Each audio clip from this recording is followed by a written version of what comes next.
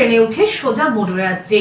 সেখানেই ঠাঁই হয়েছিল এক স্বেচ্ছাসেবী সংস্থার আশ্রমে বছর 40-এর রীতা দাসের। চুঁচুড়ার দিদিমণি এবং রাজস্থান পুলিশের চেষ্টায় প্রায় 2 মাস পরে বাড়ি ফিরলেন ব্যান্ডেলের মানসিক ভারসাম্যহীন মহিলা। দেখো সেই ছবি। রাজস্থান থেকে 2 মাস পর বাড়ি ফিরল নিখোঁজ মানসিক ভারসাম্যহীন রীতা দাস। 40 বছরের রীতা কেওটা সাহাগঞ্জ সুকান্ত পল্লীর বাসিন্দা।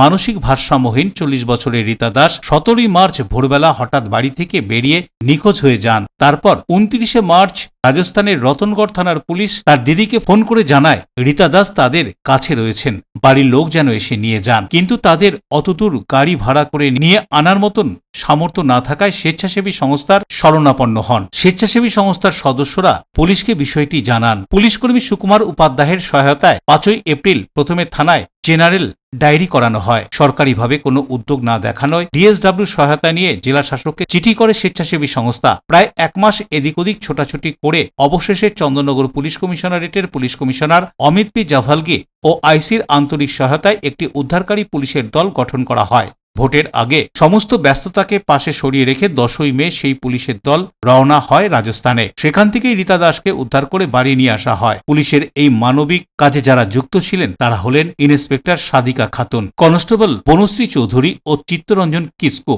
5 দিন ধরে দিনরাত এক করে মানসিক ভারসাম্যহীন রীতা দাসকে সযত্নে তারা বাড়ি ফিরিয়ে নিয়ে আসে। পুলিশের এই কাজে খুশি স্বেচ্ছাসেবী সংস্থা ও রীতা দাসের পরিবারের সদস্যরা। তাদেরকে স্বেচ্ছাসেবী সংস্থার পক্ষ থেকে সম্বর্ধনা জানানো হয়।